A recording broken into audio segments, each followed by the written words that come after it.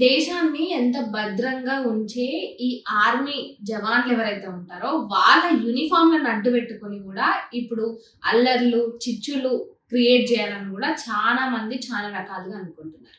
అసలు ఈ ఆర్మీ వాళ్ళు ఏదైతే వాళ్ళంతా స్ట్రిక్ట్ గా ఉంటారో వాళ్ళలోకి వాళ్ళ యూనిఫామ్ ని ఫేక్ యూనిఫామ్స్ ని ముందరికి పెట్టుకొని అందులోకి పోయి అంత డిస్టర్బ్ చేయాలని ఇట్లా అనుకుంటున్న వాళ్ళ సంఖ్య ఇప్పుడు పెరిగిపోతుంది. అయితే అసలు ముచ్చట ఏంటంటే రాజస్థాన్లోని శ్రీగంగాపూర్లో ఏదైతే ఒక పెద్ద రాకెట్ అనేది బయటపడింది. అదేంటంటే ఆర్మీ వాళ్ళు వేసుకునే యూనిఫామ్ ఏదైతే ఉంటుందో అది ఎక్కడ కూడా అమ్మొద్దు, కొనొద్దు. అది దానికి సంబంధించిన పూర్తి పేటెంట్ హక్కులు ఈ ఆర్మీ వాళ్ళే పొందిండ్రు. ఈ ఓన్లీ ఇక్కడ ఆర్మీ వాళ్ళు మాత్రమే కాకుండా అందరూ కూడా మొత్తం దేశం వ్యాప్తంగా ఎక్కడైతే ఆర్మీలు ఉంటారో వాళ్ళందరికీ ఒకటే యూనిఫామ్ ఉండాలని ఈ క్యాంబాట్ యూనిఫామ్ ని అందరికీ సేమ్ ని ఉండేటట్టు చర్యలు తీసుకున్నారు. అయితే ఇప్పుడు ఆ యూనిఫామ్ క్లాత్ ఏదైతే ఉంటుందో క్యాంబాట్ యూనిఫామ్ క్లాత్ దాన్ని 1000 మీటర్ల వరకు దొంగతనంగా అమ్ముతున్న కొన్ని షాపులన్నిటిని కూడా రాజస్థాన్ పోలీసులు, ఇండియన్ ఆర్మీ ఇద్దరు కలిసి చేసిన ఆపరేషన్లో ఈ కుట్ర అంతా కూడా బయటపడింది.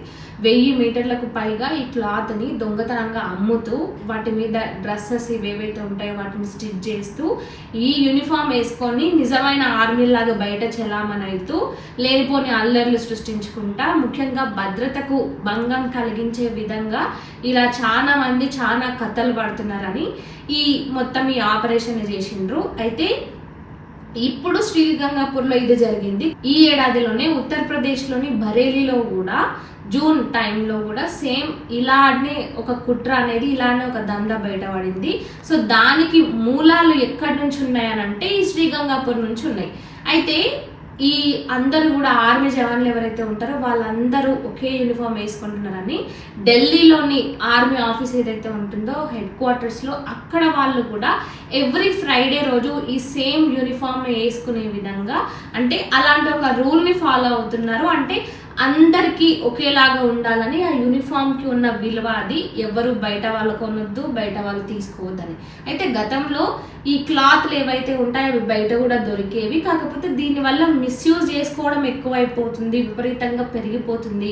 నిజమైన ఆర్మీ కాకపోయినా ఆ యూనిఫామ్ని అడ్డుపెట్టుకొని చాలా కథలు పడుతున్నారు. ఈ భద్రత విషయంలో భంగం కలిగే విధంగా చేస్తున్నారు. ఈ ఆర్మీ వాళ్ళ ట్రూప్స్ ఏవైతే ఉంటాయో అందులోకి వెళ్ళడానికి ప్రయత్నిస్తున్నారు.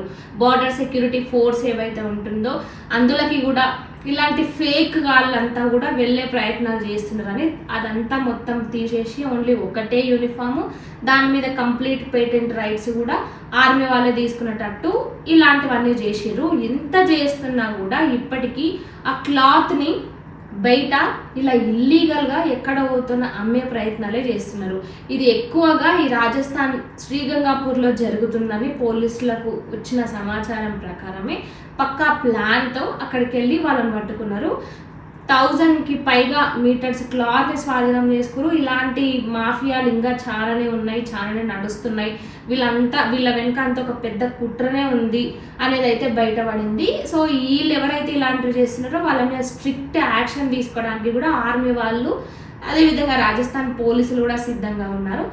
అంటే ఆర్మీ యూనిఫామ్ని కూడా ఇలా అంటే వాళ్ళకున్న వాల్యూని తగ్గించే విధంగా, వాళ్ళ మీద ఉండే రెస్పెక్ట్ని పోగొట్టే విధంగా ఇలాంటి చిల్లర ఎదవాళ్ళంతా కూడా ఇలాంటి పనులు చేస్తుంటారు. కాబట్టి ఇలాంటి వాళ్ళని దొరికితే అస్సలు వదలొద్దు. ఇలాంటి వాళ్ళని అసలు ఎంకరేజ్ చేయొద్దు. ఎందుకంటే దేశం భద్రంగా ఉంటేనే, దేశ భద్రతనే ఫస్ట్ మనకి ముఖ్యము. వాళ్ళ విషయంలో ఇలాంటి చిల్లర కథలు పడుకుంటా ఇలాంటివన్నీ చేసుకుంటా అక్కడ ఇలాంటి అల్లర్లు సృష్టించుకుంటా ఈ ఫేక్ గాళ్ళు ఎక్కువైపోతే ఆ భద్రత విషయంలోనే మనం అనుమాన పడాల్సి వస్తుంది, భయపడాల్సి వస్తుంది. కాబట్టి ఇలాంటి రాకెట్లు ఎన్ని జరిగినా ఇలాంటివి ఎంతున్నా వీళ్ళ మీద సీరియస్ యాక్షన్ గవర్నమెంట్ తీసుకోవాల్సిందే. ఎందుకంటే భద్రత విషయంలో ఏ మాత్రం తగ్గకూడదు. ఇన్ కేస్ అందులో తగ్గితే ఇలాంటి చిల్లర ఎదవలు ఇంకా ఎక్కువైపోతారు. కాబట్టి ఈ యూనిఫామ్ విషయంలో మనం ఆర్మీ వాళ్ళకి ఎంత గౌరవం ఇస్తామో ఈ చిల్లర ఎదవలు దొరికినా వాళ్ళని అంతే శిక్షించాలి. ఇలాంటి ఇల్లీగల్ దందాలు మీకు ఎక్కడ కనిపించినా, అలాంటి వాళ్ళ మీద అనుమానం వచ్చినా కూడా మీరు ఇమ్మీడియట్గా పోలీసులను సంప్రదించండి. ఎందుకంటే దేశ భద్రతనే మనకు ముఖ్యం కాబట్టి ఇలాంటి చిల్లర కొడుకులని ఏరి పారేయాలి కాబట్టి. సో చూసినారు కదా, దీనిపై మీరేమంటారు? కామెంట్ రూపంలో చెప్పండి.